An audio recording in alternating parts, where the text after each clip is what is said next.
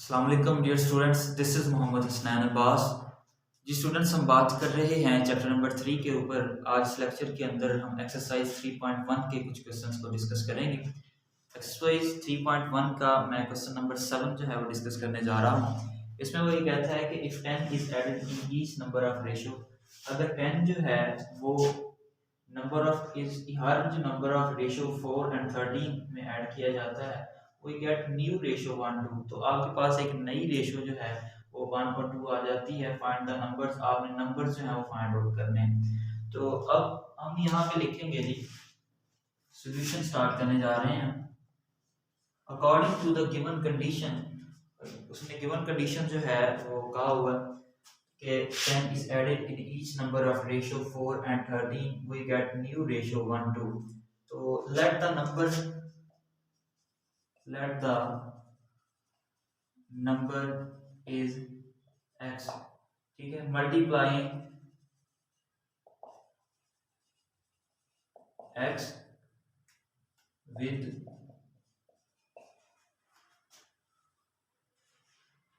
the each number of ratio।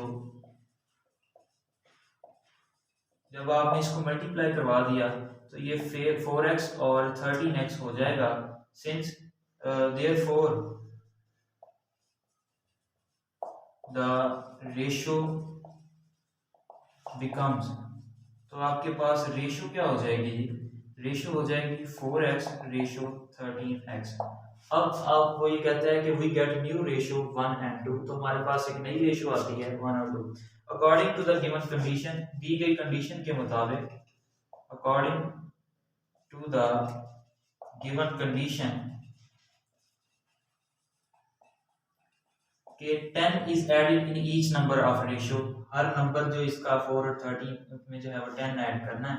तो 4x plus 10 over क्या आ जाएगा 13x plus 10 is equal to हो जाएगा 1 ओवर 2। तो क्रॉस मल्टीप्लीकेशन करें थी तो ये आपके पास आ जाएगा 2 into 4x plus 10 is equal to 13x plus 10। तो ये 1 के साथ मल्टीप्लाई हुआ तो ये आपके पास एज इट इज आ जाएगा 8x आ जाएगा plus 20 is equal to 13x plus क्या आ जाएगा जी 10 आ जाएगा। देखें नेक्स्ट जो है, अगर हम इसे सॉल्व करें तो ये आपके पास 13x आ जाएगा minus 8x is equal to 20 minus 10 आ जाएगा। 13x माइनस 8x तो ये 5x हो जाएगा इज इक्वल टू 10, और x is equal to 10 over 5 तो ये इज इक्वल टू हो जाएगा 2 के जी। अब आपके पास x की वैल्यू 2 आ गई है और hence the numbers are, अब हम numbers find out कर लेंगे। hence the numbers are, ये कौन कौन सा नंबर हो जाएगा जी? एक आपके पास 4x था तो 4x की जगह उसकी वैल्यू पुट करें तो ये 8 आ जाएगा, और 13x है तो 13x की जगह पे उसकी वैल्यू पुट करेंगे तो ये 26 आ जाएगा। तो 8 and 26 are these two numbers. ये था जी इस क्वेश्चन का आंसर। अब इसके बाद हम क्वेश्चन नंबर 9 की अगर बात करें, इसमें वो ये कहता है कि इफ ए बी रेशियो जो है उसमें दी हुई है equal to 7:6, find the value of 3a plus 5b and 7b minus 5a। Ratio उसने दी हुई है जी, ए रेशियो बी जो है वो किसके इक्वल है 7:6 के, ठीक है। फाइंड आपने क्या करना है, फाइंड आपने ये करना है कि 3a प्लस 5b रेशियो तो क्या हो जाएगा जी 7b minus 5, 7b minus 5a, ठीक है। तो हम यहाँ पे इसका सोल्यूशन स्टार्ट करने जा रहे हैं। a ओवर b जो है वो 7/6 के इक्वल है, ठीक है। अब हमने इसकी वैल्यू से फाइंड आउट करके देनी है। तो देखिएगा बहुत ही आसान क्वेश्चन है। 3a plus 5b ratio 7b minus 5a। तो ये रेशो का मतलब ये है कि 3a प्लस 5b ओवर हो जाएगा 7b माइनस 5a। अब हमने इसको जो है वो किसी तरह से अमल में लेके आना है इसके, और हमने वैल्यूज यहाँ पुट कर देनी है। तो मैं ऐसा करूंगा कि ये a ओवर b है तो यहाँ नोमिनेटर के b डिवाइड कर दूंगा b के साथ, और डिनोमिनेटर भी डिवाइड कर दूंगा b के साथ। डिवाइडिंग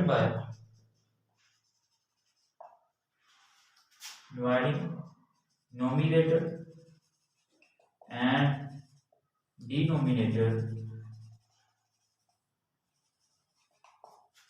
बाय बी, बी के साथ ही डिवाइड कर रहे हैं, तो ये आपके पास आ जाएगा 3a/b और प्लस 5b/b आ जाएगा ओवर 7b/b और माइनस 5a/b हो जाएगा जी। 3a/b की वैल्यू जो है अगर पुट करें तो ये 7/6 है, माइनस ये 5 आ जाएगा ओवर 7, ये बी से कैंसिल हो गया तो ये 1 माइनस 5, तो ये आपके पास यहाँ आ जाएगा ये बी ए और बी की वैल्यू पुट करनी है तो ये 7/6 आ जाएगा जी। नेक्स्ट जो है अगर हम इसे कैंसिल करना चाहें या नहीं करना, 3 2 बार 6 तो ये 7/2 माइनस 5 आ जाएगा ओवर ये आपके पास आएगा जी 7 माइनस 35/6 जी। मजीद अगर हम इसे सॉल्व करें तो ये आपके पास आ जाएगा जी 7 माइनस यहाँ पे 12 5 2 10 आ जाएगा ओवर आ जाएगा जी 2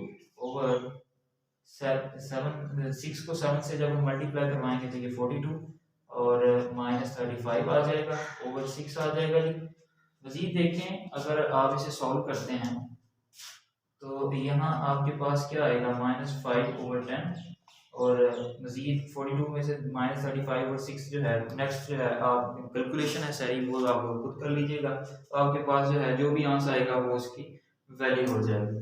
अब इसके बाद हम क्वेश्चन नंबर अगर 11 की कि आपने x की वैल्यू फाइंड आउट करनी है इस प्रोपोर्शन में से, तो सॉल्यूशन हमारे पास ये है कि अगर हम देखें तो a b और प्रोपोर्शन जो है C/D हो, तो आपको पता है कि ये एक प्रोपोर्शन की फॉर्मेट होती है, ये डेफिनेशन है प्रोपोर्शन की, ठीक है जी। अब हम ये आपके पास A और B जो है जी ये एक्सट्रीम्स कहलाते हैं, ठीक है, और फिर इसके बाद B और जो C है ये मीन्स कहलाते हैं, ठीक है। Product of extremes is equal to हो जाएगा product of means, product of extremes जो है वो बराबर हो जाएगा प्रोडक्ट ऑफ मीन्स के, ठीक है। या हम इसे ऐसे भी लिख सकते हैं कि तरफैन का हासिल ज़रब बराबर है बस्तैन का हासिल ज़रब, ठीक है जी। तो ये वाला जो फार्मूला है ना सारा ये हमने इसके हिसाब से ये क्वेश्चन सॉल्व करना है। तो इस क्वेश्चन नंबर 11 के सभी पार्ट्स जो हैं वो इसी तरह के ही हैं, तो इसको अच्छी तरह समझ लीजिएगा। P square plus p q plus q square और रेशो एक्स है, proportion p q minus q cube है over p plus q, ratio p minus q whole square. तो इसमें आपके पास ये वाली टर्म और ये वाली टर्म जो है ये एक्सट्रीम्स हैं, तो यहाँ हम लिख लेंगे p square plus p q plus q square और इनटू आ जाएगा पी माइनस क्यू इसका square is equal to x into हो जाएगा जी p q minus q q over आ जाएगा पी प्लस क्यू, ठीक है जी। तो अब दूसरी ये आप यहाँ पे p प्लस क्यू जो है डिवाइड हो रहा है दूसरी साइड पे जाके क्या हो जाएगा ये दूसरी साइड पे जाके मल्टीप्लाई हो जाएगा, तो ये आपके पास आ जाएगा ये p square plus p q plus q square और ये p माइनस क्यू इसको स्क्वायर एज इट इज ही रहने दें तो ये p प्लस क्यू हो जाएगा ओवर ये इधर मल्टीप्लाई था नीचे आगे डिवाइड हो जाएगा p cube minus q cube आ जाएगा इज इक्वल टू इसके है जी ये x के।